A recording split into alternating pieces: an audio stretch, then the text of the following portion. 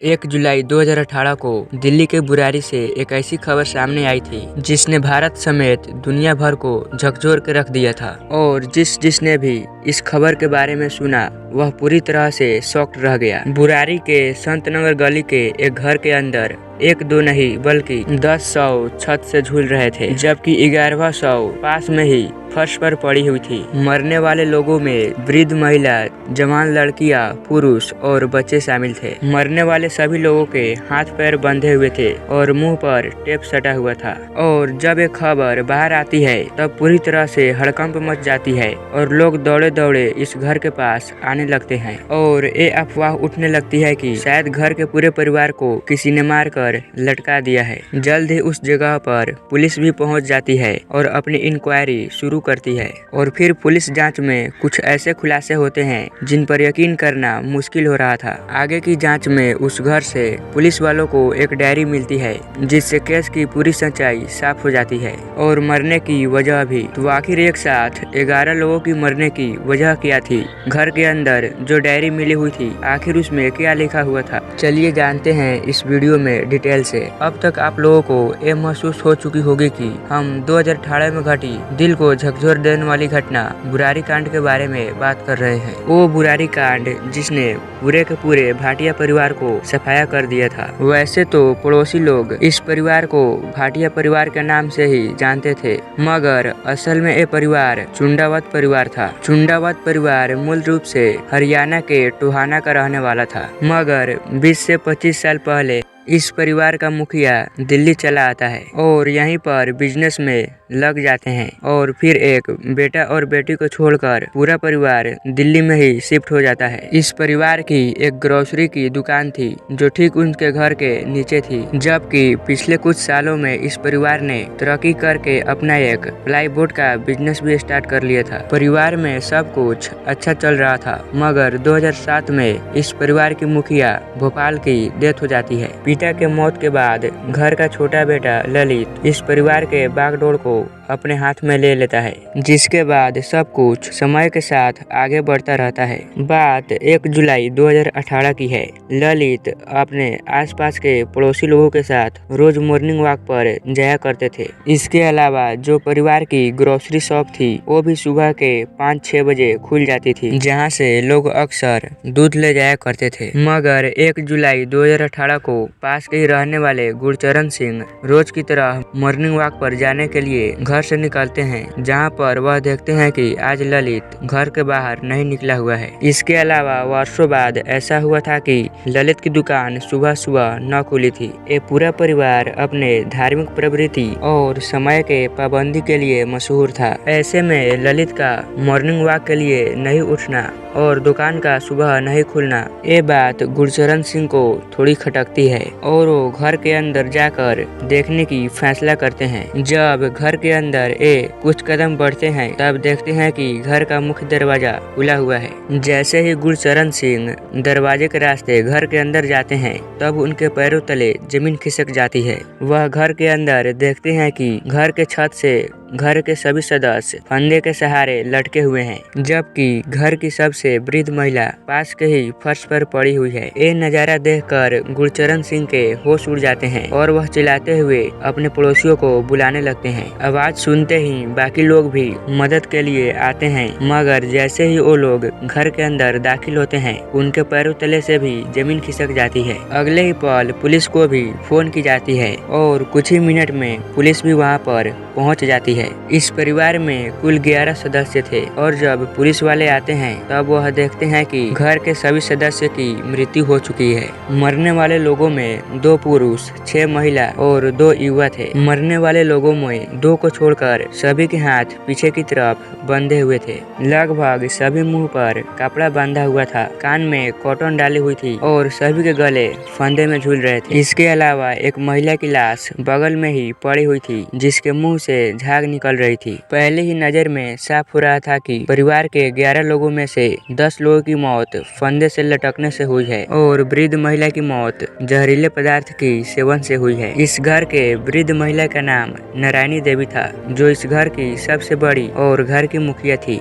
ललित और भुवनेश नारायणी देवी के बेटे थे, जबकि प्रतिभा उनकी बेटी थी। सविता इस घर की बड़ी बहू और भुवनेश की पत्नी थी और टीना ललित की पत्नी थी। प्रियंका नारायणी देवी की नातिन यानी प्रतिभा की बेटी थी, जबकि नीतू और मीनू भुवनेश की बेटियां थी। ध्रुव भुवनेश का बेटा था, जबकि शिवम ललित का। घटना की गंभीरता को समझते हुए तत्काल ही पुलिस वालों को बुलाते हैं, जिसके बाद सभी के शव को फंदे से उतारकर परीक्षण किया जाता है। डॉक्टर द्वारा मौके पर ही पुष्टि कर दी जाती है कि इन सभी लोगों की डेथ हो चुकी है, जिसके बाद उन सभी के शव को अपने हिरासत में लेकर पोस्टमार्टम के लिए भेज दी जाती है। दूसरी तरफ 11 लोगों की मौत की खबर मीडिया में आते ही तरह तरह की बातें शुरू हो जाती है। सबसे पहले ये अंदाजा लगाया जाता है कि शायद लुटेरों ने लूटपाट करने से पहले घर के सभी सदस्यों की हत्या कर दी, मगर बहुत जल्दी पुलिस वाले इस बात को खारिज कर देते हैं, क्योंकि घर के अंदर ऐसा कुछ भी नजारा नहीं था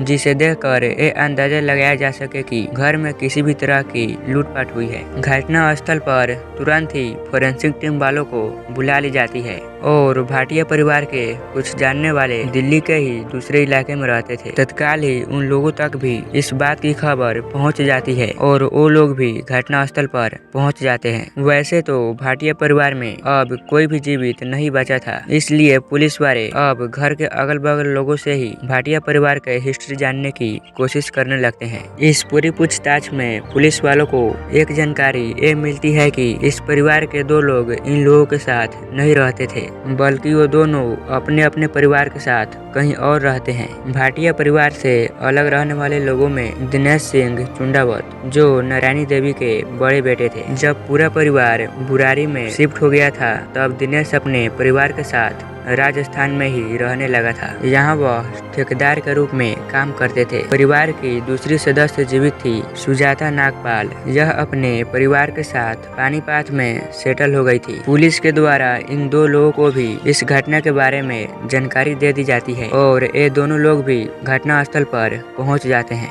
तरह तरह के अफवाहों के बीच पुलिस वाले अपने जांच को जारी रखते हैं। आसपास के लोगों को पूछताछ करने के अलावा कुछ लोगों को हिरासत में भी ली जाती है, मगर हिरासत में लिए गए किसी भी शख्स से पुलिस को किसी भी तरह की ठोस जानकारी नहीं मिल पाती है। आसपास के लोग ये भी कहने लगते हैं कि शायद किसी ने पहले ही इन लोगों को जहर देकर मार दिया और फिर इस हत्याकांड को आत्महत्या में बदलने के लिए इन सभी को फंदे से लटका दिया। इस शक के पीछे की वजह ये थी कि घर के मुख्य दरवाजा खुला हुआ था। इस केस पर कोई भी सफाई देने से पहले पुलिस वाले पोस्टमार्टम रिपोर्ट की इंतजार करने लगते हैं कि किसी ने अगर इन लोगों को बेहोश करने की दवा दी होगी या जहर दी हो तो ये बात विसरा रिपोर्ट में जरूर चलाएगी। मगर जब पोस्टमार्टम रिपोर्ट और विसरा रिपोर्ट आती है, तब इन लोगों की डेथ सुसाइड बताई जाती है, यानी मरने वाले सभी लोगों ने सुसाइड की थी और इन लोगों की मौत फंदे पर झूलने से ही हुई थी। मरने वाले 11 लोगों में से 10 के शरीर में किसी भी प्रकार की कोई भी पॉइजन नहीं मिलती है। जहर मात्र एक वृद्ध महिला के शरीर में ही पाई जाती है, जो फंदे पर नहीं लटक रही थी और वह फर्श पर पड़ी हुई थी। जब पोस्टमार्टम रिपोर्ट में सभी की डेथ को सुसाइड बताया जाता है, तब लोग ये सोचने लगते हैं कि आखिर कैसे संभव हो सकता है कि घर के सभी सदस्य एक साथ ही सुसाइड कर ले। इसी बात को तलाशने के लिए अब पुलिस वाले घर के अंदर छानबीन करनी शुरू कर देते हैं और शुरुआती छानबीन के कुछ घंटों के अंदर ही पुलिस वालों को कुछ ऐसे क्लू मिलते हैं जिससे मौत की राज पूरी तरह से आईने की तरह साफ होने लगती है। पुलिस वालों से पहले मीडिया वाले एक एंगल चलाने लगते हैं कि शायद ये परिवार पहले से ही जादू टोना जानता था, इस कारण ही इन सभी लोगों की मौत हुई है, क्योंकि घर के बाहरी दीवार पर 11 पाइप निकले हुए थे। इनमें से 7 पाइप अलग दिशा में थी, जबकि 4 पाइप अलग दिशा में लगाया गया था। इत्तेफाक की बात ये थी कि मरने वाले लोगों में 7 महिला थी और 4 पुरुष थे। पुलिस ने उस 11 पाइप के मास्टरी को समझने के लिए उस मजदूर को ढूंढने लगा जो उस घर में इस पाइप को सेट किया था। पुलिस के कुछ ही खोजबीन के बाद वो मजदूर मिल जाता है और जब पुलिस वाले इस बात की जानकारी उस मजदूर से लेते हैं तब वह मजदूर बताता है कि जब मैंने इस घर के मालिक से इस 11 पाइप के बारे में पूछा तब वह बताते हैं कि दरअसल ऐसा वेंटिलेशन बेहतर करने के लिए कर रहे हैं। फिर आगे मालूम पड़ती है कि घर के आगे जो ग्रिल लगा हुआ था उसमें भी 11 रॉड थे। इसके अलावा घर में ऐसी कई चीज भी थी जो सिर्फ 11 संख्या को ही इंडिकेट कर रही थी। पुलिस इस 11 संख्या की मास्टरी को सॉल्व कर ही रही थी तभी सर्च अभियान से एक के बाद एक 11 डायरी मिलते हैं। जब पुलिस वाले एक के बाद एक इन सभी 11 डायरियों को खंगालना शुरू करते हैं तब एक एक करके उनके सभी सवालों का जवाब मिलना शुरू हो जाता है। शुरू में जो डायरी मिली हुई थी वह डायरी प्रियंका की थी और उसने उस डायरी में अपने निजी जीवन के कुछ अनुभव लिखे हुए थे। इसके अलावा अपने एक पुराने प्यार की भी जिक्र की हुई थी। कमाल की बात ये थी कि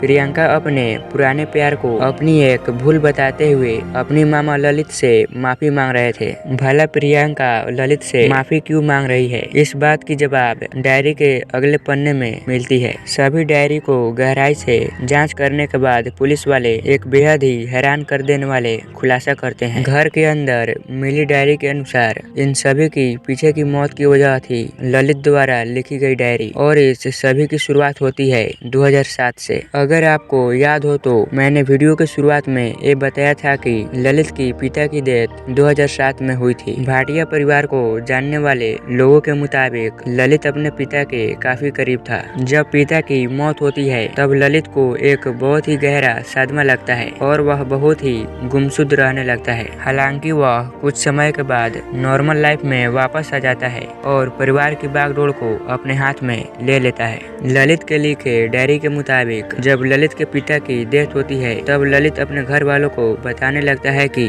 उसके पिता की आत्मा उससे बातें करती है। शुरुआत में ललित के बातों पर कोई भी ध्यान नहीं देते हैं मगर आगे चलकर ललित के साथ कुछ ऐसी घटना घटते हैं जिस पर सभी लोग यकीन करना शुरू कर देते हैं। दरअसल पिता के मौत के बाद परिवार की पूरी स्थिति काफी खराब हो जाती है मगर कुछ समय के मेहनत के बाद ललित अपने परिवार के आर्थिक स्थिति को बेहतर कर देता है। लोग इस काम की क्रेडिट ललित को दे रहे थे मगर ललित बताता है कि अपने पिता द्वारा बताए गए तरकीब से ही उसने अपने परिवार की आर्थिक स्थिति को ठीक की है। इसके बाद परिवार वालों पर ललित की पकड़ बढ़ जाती है मगर इसी बीच प्लाईवुड के दुकान में काम करते समय ललित के साथ एक हादसा होता है और उसके सर पर गहरी चोट लगती है और अचानक से उसकी आवाज गायब हो जाती है मगर 6 साल बाद फिर से ललित बोलना शुरू करता है। घर वालों को ये लगने लगता है कि ललित के बोलने की वजह उसके पिता ही हैं। वह ललित को दर्शन देते हैं और उसका मार्गदर्शन भी करते हैं। इन सभी घटनाओं के बाद घर के सभी सदस्य ललित की बातों को फॉलो करना शुरू कर देते हैं। खुलासे के मुताबिक ललित एक विशेष समय पर घर के अंदर रखे हुए डायरी में कुछ लिखता था और घर के सभी सदस्य उसे फॉलो करते थे। ललित के अनुसार वह बातें अपने मन से नहीं लिखता था बल्कि वह अपने पिता के कहने पर ऐसा करता था। परिवार के ही सदस्य प्रियंका की उम्र लगभग 33 साल हो चुकी थी। वह मल्टीनेशनल कंपनी में काम भी करती थी मगर फिर भी उसकी शादी नहीं हो रही थी। इस पर ललित एक दिन अपने डायरी में लिखता है कि केले की पेड़ की पूजा करो तो इसकी शादी हो जाएगी। परिवार वाले ऐसा ही करते हैं और इत्तेफाक से प्रियंका के शादी के लिए एक लड़का भी मिल जाता है और इस घटना से महज कुछ दिन पहले प्रियंका की एंगेजमेंट भी हो जाती है और दिसंबर में शादी की डेट भी फिक्स हो जाती है। इस परिवार के मौत के बाद प्रियंका की एंगेजमेंट वाली वीडियो सोशल मीडिया पर काफी वायरल हुई थी जिसमें हर कोई डांस करता हुआ साफ साफ दिखाई दे रहा था। इसके बाद तो परिवार वाले आंखें बंद कर कर ललित पर भरोसा करने लगते हैं। ललित जो बोलता है घर वाले वही करते हैं। खुलासे के मुताबिक सामूहिक मौत वाली कहानी भी ललित द्वारा लिखी डायरी थी। दरअसल ललित परिवार वालों को बता बताता है कि दरअसल परिवार में कुछ दिन पहले ऐसे बातें हुई है जिससे पिताजी नाराज हुए हैं और अगर हमें उन्हें खुश करना है तो हमें कुछ विशेष पूजा करनी पड़ेगी। इसके बाद पिता हमें दर्शन देंगे और हम सबको बचा लेंगे। ललित ने परिवार के लोगों को बताया कि अब हम लोगों को एक विशेष पूजा करनी पड़ेगी जिसे रात के 12 बजे से 1 बजे के बीच में करना होगा। इस पूजा के दौरान सभी के हाथ पैर बांध दिए जाएंगे और आंखों पर भी पट्टी बांध दी जाएगी। इसके अलावा मुंह पर कपड़ा और कान में रुई डाल दी जाएगी जिसके कारण तुम लोगों के ध्यान नहीं भटकेंगे और पिताजी तुम्हें बचा लेंगे और हम सभी को मोक्ष की प्राप्ति होगी। ये सब करने से पहले हवन करने का भी सुझाव ललित देता है। पहले ये तय किया जाता है कि इस काम को 30 जून को किया जाएगा, मगर 30 जून को घर में कोई मेहमान आ जाते हैं जिसके कारण ये काम टल जाता है। इसके बाद उस सदस्य को चले जाने के बाद अगले ही दिन यानी 1 जुलाई 2018 को रात के 12 बजे से लेकर 1 बजे के बीच में एक पूजा की जाती है, एक हवन की जाती है और फिर इस हवन के बाद ललित और उसके पत्नी मिलकर सभी के हाथ पैर बांध देते हैं, मुंह में कपड़ा ठूस देते हैं, कान में रुई डाल देते हैं और आंखों पर पट्टी भी बांध देते हैं और फिर गले में फंदा लगाकर सभी को छत से लटका दिया जाता है। इन लोगों ने इस प्रक्रिया को पूरा करने के लिए 5 टेबल भी खरीद लिए थे। एक टेबल पर 2-2 लोग खड़े होते हैं और फिर ललित के इशारा करते ही सभी लोग एक एक करके झूल जाते हैं। ललित ने सभी को यकीन दिला दिया था कि फंदे पर लटकते ही सभी को पिता आकर बचा लेंगे, मगर ऐसा नहीं होता है और सभी लोगों की बड़ी ही बुरी तरह से मौत हो जाती है। ललित के लिखे डायरी के मुताबिक अपनी मां नारायणी देवी को पहले ही ललित ने जहर देकर मार दिया था, क्योंकि ऐसा करने के लिए पिता ने उससे कहा था। मरने से पहले सभी लोग नारायणी देवी के हाथों ही रोटी खाते हैं। रोटी खाने वाली बात भी ललित ने उस डायरी में लिखी हुई थी। कुछ लोगों ने यह शक जताया कि हो न हो इन लोगों के मरने के बाद कुछ लोगों ने भ्रम फैलाने के लिए इस डायरी को उसके घर में रख दी है, मगर जब पुलिस ने कुछ राइटिंग विशेषज्ञों और फोरेंसिक टीम की सहायता ली तब ये पूरी तरह से साफ हो गया कि जो डायरी लिखी हुई है वह ललित ने ही लिखी है, क्योंकि डायरी में लिखी हैंडराइटिंग ललित द्वारा अलग अलग स्थानों पर लिखी हैंडराइटिंग से मैच कर रही थी। आगे के जांच के बाद डॉक्टर ने एक खुलासा किया कि ये पूरा परिवार एक मानसिक रोग से ग्रसित हो गया था। मेडिकल टर्म में इस बीमारी को साइकोसिस कहते हैं। इस स्थिति में परिवार के एक लोगों को किसी तरह की भ्रम होता है और वह यह भ्रम को पूरे परिवार को मनाने लगता है। ललित के साथ भी ऐसा ही हुआ। पिता के मौत के बाद ललित सदमे में चला गया और फिर उसे भ्रम होने लगा कि पिता की आत्मा उससे बातें करती है। फिर जो भी बातें उसके मन में आती थी वह उसे अपने पिता का आदेश मानने लगा